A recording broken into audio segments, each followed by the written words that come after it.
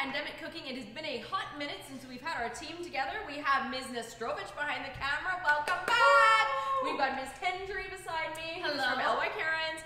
I teach at Lillian Osborne High School, and we have a viewer in the room today, Ms. Trigg.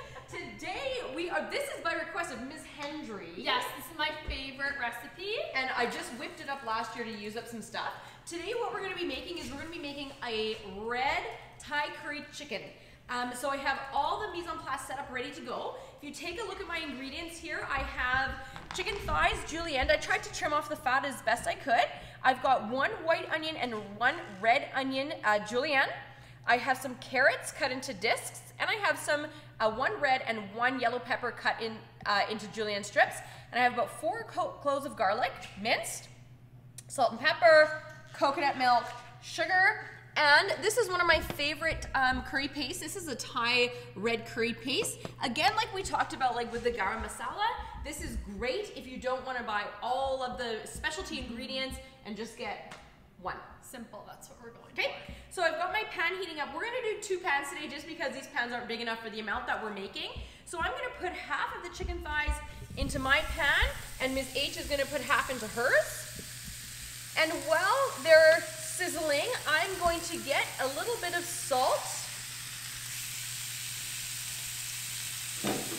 and a little bit of pepper going here. Sorry, I should leave those there.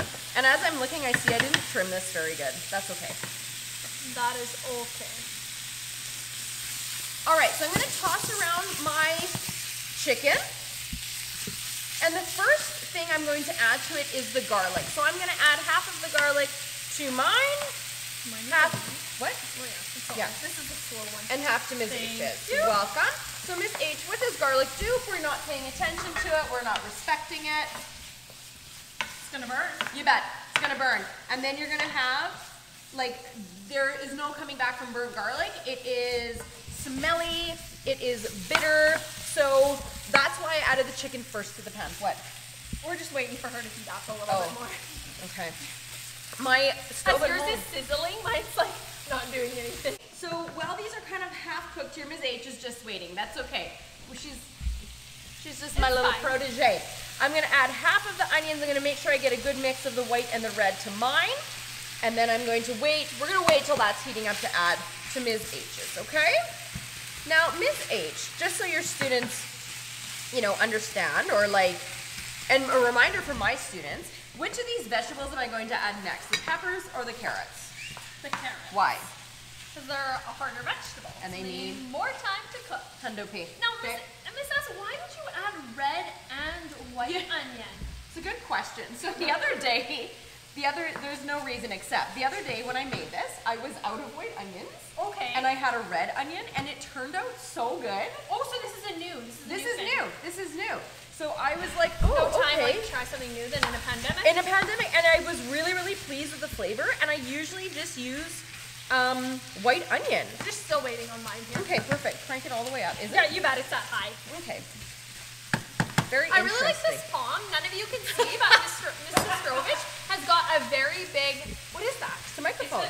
It's a sound dampener, and Mr. Zane told me I need to start using it because he doesn't like the background noise. I love that. Okay, now my chicken is finally cooking.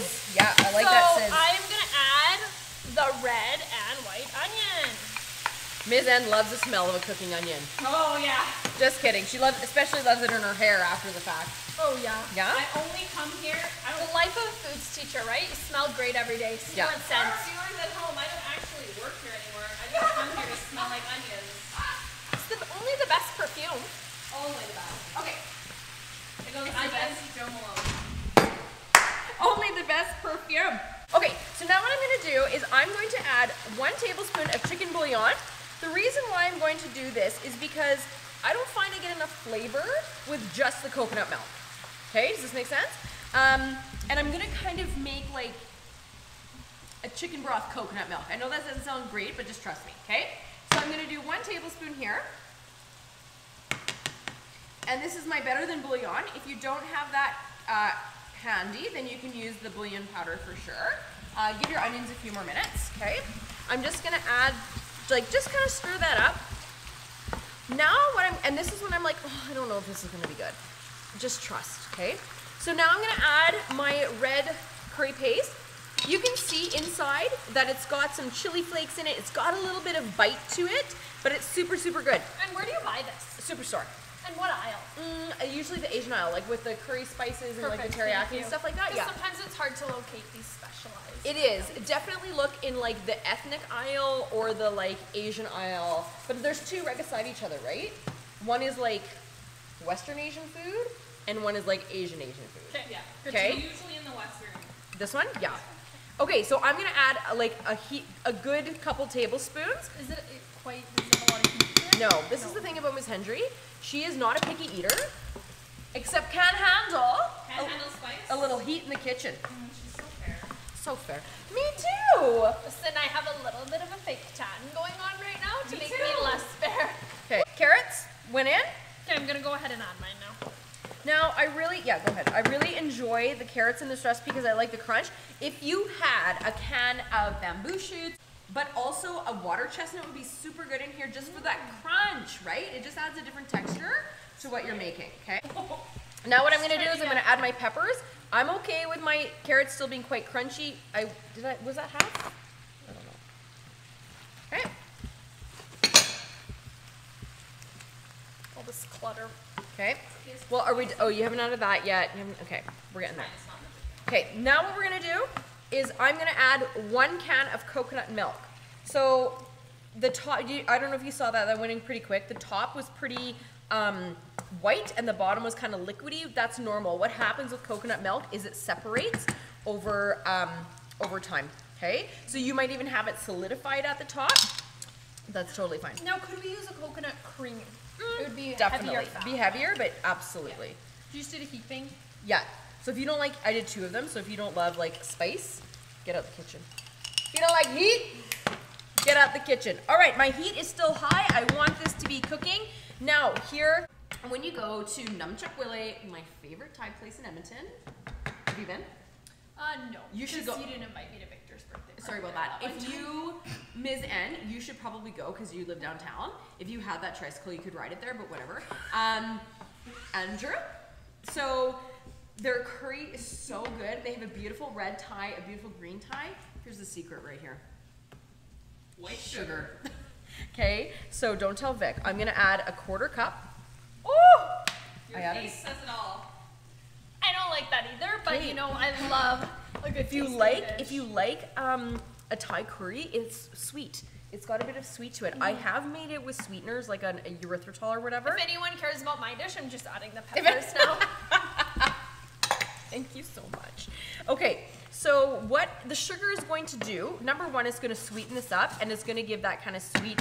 What sugar does to coconut, it makes it taste like It brings it out. coconut. Flavor, yeah. So It makes it taste like what we think coconut should right, taste which isn't necessarily true, but like if, for instance, if you've gotten coconut rice at a like Asian restaurant, so my mom, where I had it. my mom used to make coconut milk and it was like Jan style. So it was like a can of Wow. coconut milk and rice. I'm like, why doesn't this taste like the restaurants? It's because of the You sugar. gotta put the shredded coconut in too. Do you think? It really adds. Yes, I do it at home.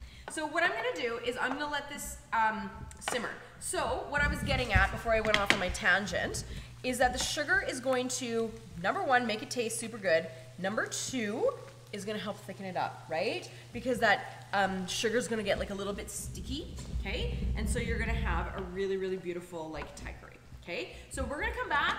I'm gonna let this simmer for about 15-20 minutes, and then I'm gonna come back and show you the texture I'm looking for. Okay, see you then. So we've been letting this reduce for about 15 minutes. What I'm going to do, I want mine a little bit thicker. Miss Hendry's is a little bit. Mine's the fast one. Now yours is the fast one. So I'm just gonna increase the heat a little bit. I'm gonna taste it. Oh, that is so good. It's so good. It's sweet and it's spicy. Nope. Seasoned perfect. I think it's seasoned perfectly. So I'm gonna let it reduce. I'm gonna serve it over rice. If you wanted to do coconut rice, great. I don't think I'd do like a vermicelli noodle or anything like that, just because the rice is really gonna absorb that sauce. It's gonna be super delicious. But you know, like, or I just might, you know, bowl like this and kind of make it like a curry soup. Delicious. Okay. So let us know what you think. Hopefully you get a chance to make this recipe. So lots of really healthy, simple ingredients. And comment below if you did it, how it turned out, and make sure you smash that subscribe button. Take care, everyone. Bye.